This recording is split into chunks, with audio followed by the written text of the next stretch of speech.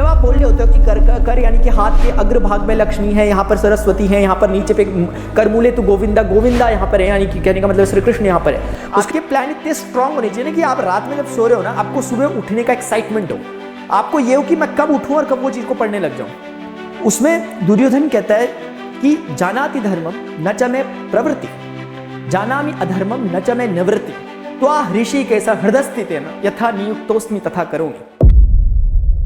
So hello students, how are you all, जय Hind to all of you. एक छोटा सा और इंपॉर्टेंट टॉपिक है, मैं समझता हूँ आपके साथ डिस्कस करना चाहिए। स्टूडेंट्स की एक प्रॉब्लम रहती है कि सर पढ़ते समय में नींद आ रही है, यानी कि हम पढ़ाई जब करने बैठ रहे हैं तो नींद आ रही है, उसकी समस्या का समाधान कैसे होगा। मैं टू द पॉइंट एकदम लॉजिकल बातें आपके साथ करने जा रहा हूँ।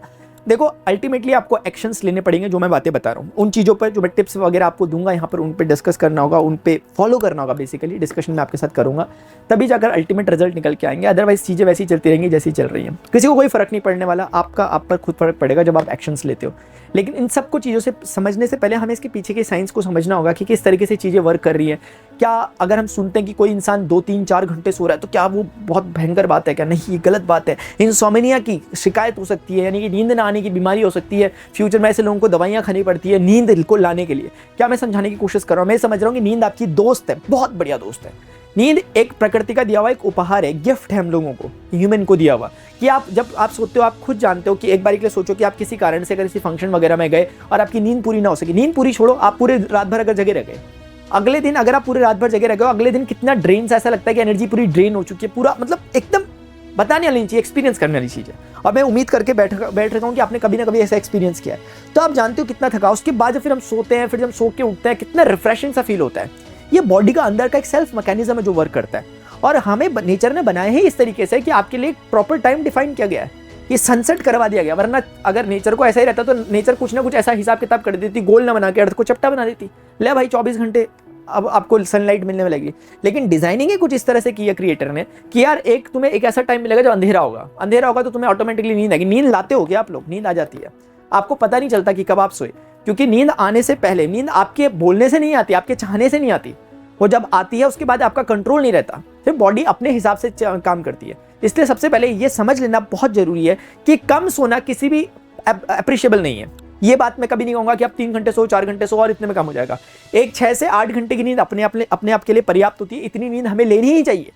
अभी आप देखोगे कि आपको शायद एक कॉन्सेप्ट आपने सुना होगा, अमेरिका में चलता है, डे लाइट सेविंग का एक कॉन्सेप्ट चलता है यूएस में। उसमें क्या होता है? उसमें ये होता है कि मार्च में 2 मार्च आई गेस, 2 मार्च को क्या होता है कि मिडनाइट 2 बजे, जब 2 बजे यानी 2 AM जब हो रहा होता है, उस समय घड़ियों की सुई को सब लोग 1-1 घंटा आगे कर देते हैं। और ऐसा ही फिर वो नवंबर में करते हैं, 1-1 घंटे पीछे कर लेते हैं। डे लाइट सेविंग कहते हैं। इसका होता क्या, वो क्लाइमेट पर्पस से करते हैं कि हम अपने आप को अलाइन कर सके वगैरह। लेकिन इसके नुकसान देखने को मिले हैं। अगर आप देखें, कुछ रिसर्चेस ऐसे आई है, मैं आपको डेटा हल्का सा बता देता हूँ, लेकिन आप चिंता मत करो, रिलाई कर सकते हो आप मेरे पे। वो बताता है डेटा कि 25% तक हार्ट स्ट्रोक से इंक्रीमेंट देखे गए। यानी कि इस दिन जब आपने घड़ी की सुई को 1 घंटा आगे किया, इसके अगले 2 दिनों तक 25% तक की वृद्धि हो जाती है। हार्ट स्ट्रोक होने की संभावना इतनी बढ़ जाती है इंसान में। और जब आप वो घड़ी को फिर 1 घंटे पीछे करते हो तो फिर ये संभावनाएं घट भी जाती है 20% तक। इसको अगर मैं आपको कंक्लूजन बताने की कोशिश करूं, ये बताने की कोशिश हो रही है कि 1 घंटे की नींद कम लेने से इंसान में इस तरह की संभावनाएं बढ़ जाती है, हेल्थ इश्यूज आने के चांसेस रहते हैं। इसको आप ऐसे समझो कि अगर आप सुबह मॉर्निंग में 7 o'clock पर अगर आप अपने स्कूल जा रहे होते थे, और एक बार के लिए समझो कि आप 6 बजे उठ रहे होते थे, एक बार के लिए रफली लेते हैं कि 6 बजे आप बेड से उठ रहे होते थे। आपकी बॉडी को आदत है 6 बजे उठने की, एनवायरनमेंट के साथ उसका सिंक इस तरीके से हो रखा है कि वो 6 बजे जब आप उठते हो आपकी बॉडी अलाइनमेंट रहती है। लेकिन जैसे ही घड़ी की कांटे को 1 घंटा आगे कर दिया जाता है, तो आपकी बॉडी तो 6 के हिसाब से उठी, लेकिन घड़ी में 7 बज चुका है। तो आपको क्या करना पड़ेगा? आपको तो स्कूल जाना है 6 बजे, तो आपको 5 बजे उठना पड़ेगा, आपको अपनी नींद को कम करना पड़ेगा। इसी के कारण फिर इस तरह की चीजें होती हैं। तो ये साइड इफेक्ट्स देखे गए। इसलिए नींद को आप एक उपहार समझ के रखें, एक अपने आप में एक तरह का मेडिसिन इसे समझ सकते हो। ये तो आप समझ गए। दूसरी बात आपसे करना चाह रहा हूं कि कैसे करके हम इसे ठीक कर सकते हैं, क्या कर सकते हैं। एक बुक आई थी हाल ही में, मतलब 3-4 साल हो गए, एटॉमिक हैबिट करके, जेम्स क्लियर की एक बुक है। उस बुक में बताते हैं कैसे करके छोटी छोटी आदतें, small things make big difference, कैसे छोटी छोटी चीजें आपकी लाइफस्टाइल को पूरी तरीके से बदल के रख देती हैं। इसको एक एग्जांपल से आप ऐसे समझ सकते हो कि जैसे आप सुबह उठे, एक इंसान है, उसके बाद बहुत सारी, पहले तो हमारे पास मल्टीपल चॉइसेस रहती है हर एक क्षण में। हमारे पास हर एक क्षण में हमारा एक पैरेलल यूनिवर्स क्रिएट हो रहा होता है। मैं अगर एक वीडियो बना रहा हूं, इसके अलावा मेरे पास कुछ एक दूसरा काम हो सकता था, मैं वो कर रहा हो सकता था, मेरे पास तीसरा काम होता था, मैं वो कर सकता था, चौथा काम हो सकता था, वो कर रहा था। और उस काम से रिलेटेड फिर दूसरे काम, वो दूसरे काम से रिलेटेड तीसरे काम खुलते रहते हैं। एक पैरेलल यूनिवर्स हमारे उसमें बनता रह रहा है। मैटर ये करता है कि आप प्रायोरिटी किसे दे रहे हो, उसके हिसाब से फिर आप आगे कुछ शिफ्ट करते हो। तो जो मैं ये जेम्स क्लियर वाली बात कहना चाह रहा हूँ, एटॉमिक हैबिट वाली, उसमें यही बताने की कोशिश कर रहे हैं कि आपका हर एक छोटा छोटा मूवमेंट, आपकी एक छोटी छोटी हैबिट एक पैरेलल यूनिवर्स क्रिएट कर रही है।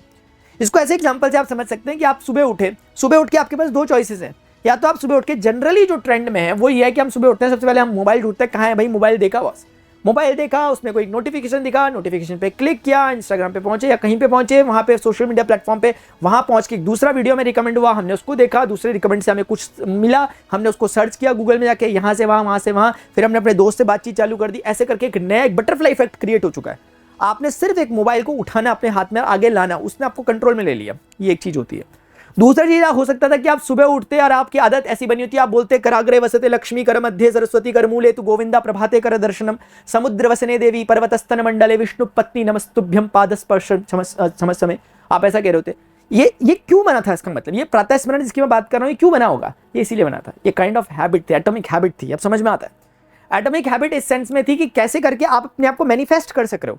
मैनिफेस्टेशन की जब हम पावर की बात करते हैं तो हम ये कहते हैं कि भाई जो सोचोगे वो हो जाएगा। ऐसे नहीं हो जाएगा। ऐसा नहीं कि आप बिल्कुल ख्यालाती पुलाव ऐसे दिन में सपने देखोगे तो बन जाएंगे। ऐसा नहीं कि आप बस एक सोच रहे हो कि आपके पास कोई अलादीन का चिराग है कि आप जो बोलोगे वो जाएगा, वो नहीं।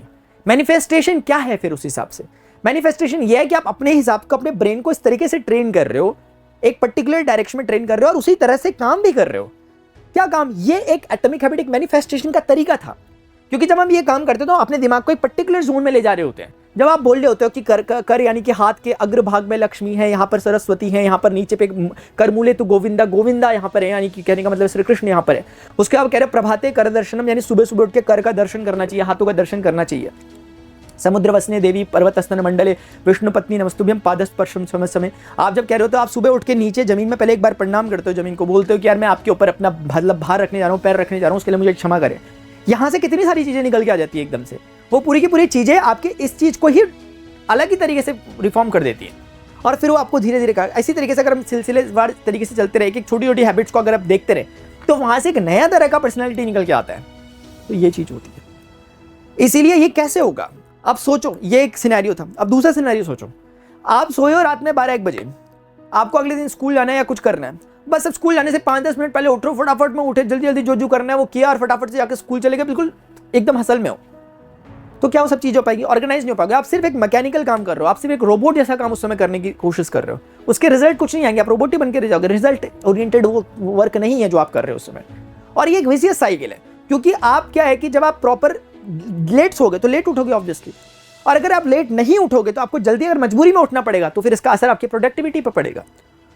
तो अगर ऐसा हो सकता है कि आप लेट नाइट सोए, अगले दिन आराम से उठ रहे हो, मान लिया कोई प्रिपरेशन 12th वगैरह स्कूल वगैरह आप लोगों का हो गया एक बारी के लिए, अब आपके पास कोई टेंशन नहीं है कहीं मुझे जाना है, तो आप 12 बजे सोगे तो अगले दिन 10 बजे उठोगे। आप मतलब 10 बजे उठोगे। इससे क्या होगा कि आप तो प्रॉपर नींद अपनी पूरी करके उठे हो। अब क्या होगा? थोड़ा बहुत जो काम करना होगा वो करोगे आप, जो कि अब इफेक्टिव नहीं रहेगा, क्योंकि फर्स्ट हाफ में जो काम हो जाए दिन के, क्योंकि उसके बाद फिर कुछ खास काम नहीं हो पाता। फिर आप क्योंकि अपनी नींद तो आप पूरी कर चुके हो, फिर रात में घूमकर आप सोगे फिर से 12-1 बजे, क्योंकि आपकी तो नींद पूरी हो चुकी थी। और फिर ये साइकिल बार बार चलता रहेगा। इससे प्रोडक्टिविटी आपके हाथ में लगेगी नहीं। इससे तरीका क्या है कि अगर आप जल्दी सो जाओगे तो जल्दी आप उठोगे, जल्दी उठोगे तो आप अपने डे को शेड्यूल कर पाओगे, डे को ऑर्गेनाइज कर पाओगे, तो उससे कुछ प्रोडक्टिव निकल पाएगा। अपनी पढ़ाई लिखाई जो है वो आप कर पाओगे। पूरा गेम माइंडसेट का है। जब आप उठते ही मतलब सोते ही लेट में हो, उठते ही लेट में हो, आपके पास और 36 तरह के काम है, आपके पास समय आप कम है, आप कह रहे हो समय नहीं है, तो फिर आप प्रायोरिटी नहीं दे पाओगे, फिर आप काम होकर नहीं कर पाओगे। चीजें पढ़ने वाली जो होती है उनमें अपना पूरा का, चाहे कितने भी अच्छे आपको एजुकेटर्स मिल जाए, कितने भी अच्छे मिल जाए, आप बोलो तो अल्बर्ट आइंस्टाइन को बुला दें आपके लिए, वो भी अगर आपको साक्षात्कार पढ़ाने लग जाए आपको समझ नहीं आने वाला। तब तक समझ नहीं आता जब तक आप खुद से विल नहीं रखते, अंदर से इच्छा शक्ति आपके नहीं होती कि मैंने जाकर खुद पढ़ना है चीजों को। जब तक किताबें कहना चाहती हैं चिल्ला चिल्ला के बहुत। मैं अपनी एक्सपीरियंस से बात बोल रहा हूँ आपसे। मैं मतलब मेरा ऐसा रहा कि मैंने ट्यूशन वगैरह मैंने ऐसे ज्वाइन कभी नहीं किया। मैंने जो कुछ पढ़ा थोड़ा बहुत वो अपने एंड से पढ़ने की कोशिश की। तो इस एक्सपीरियंस से इतना समझ में आता है कि किताबें बोलती हैं लिटरली। अभी आपको कोई बात कुछ लिखा हुआ एक पेज नहीं समझ में आ रहा है, लेकिन अगर आप जूझते रहो किताब से पूछो ना कि भाई क्या मतलब इसका, वो बता के रहेगी आपको। ये मैंने देखा है यार। देखो कभी कभी ऐसा लगता है कि यार किताब में जो लिखा है उतना ही तो लिखा रहेगा, बढ़ थोड़ा जाएगा, लेकिन मैंने अपने एंड से महसूस किया बढ़ता है ना।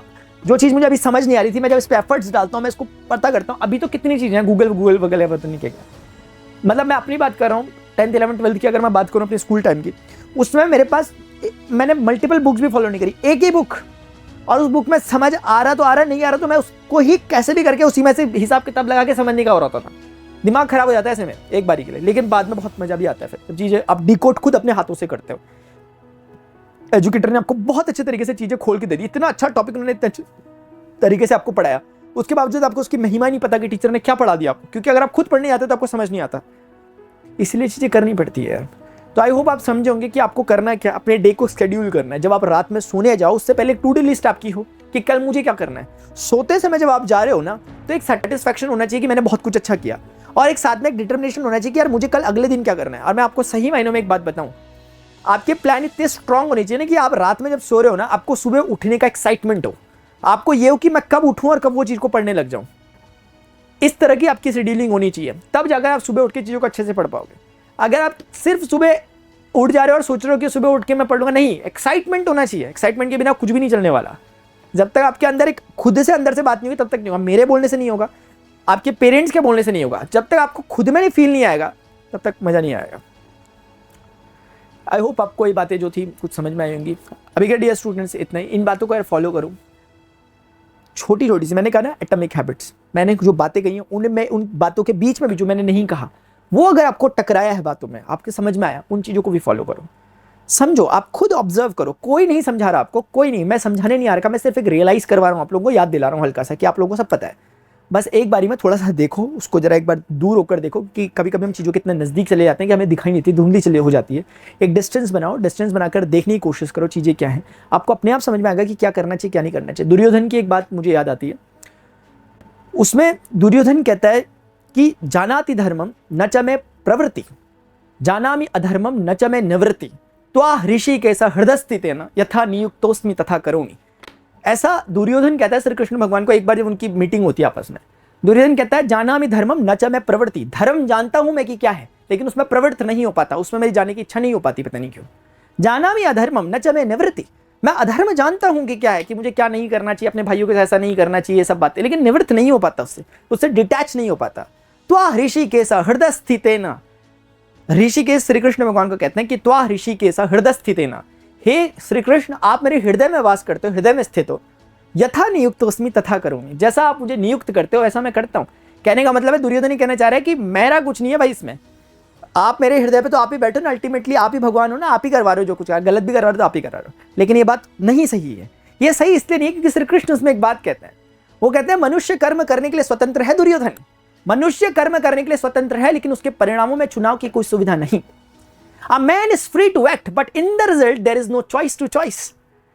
समझ पा रहे होगे? इसका मतलब ये हुआ कि बीज आप पर डिपेंड करेगा। अगर आप आज आम का पेड़ बोते हो तो ही आम का बीज बोते हो तो ही आम का पेड़ निकल सकता है।